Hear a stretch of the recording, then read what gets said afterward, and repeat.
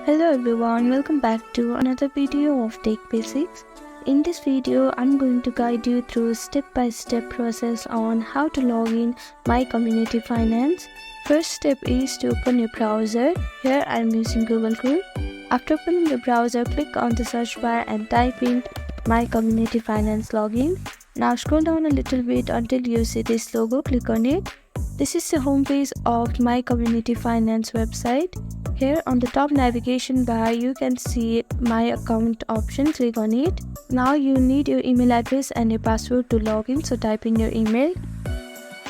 Now type in your password. If you have forgotten your password, you can click on this link and reset your password.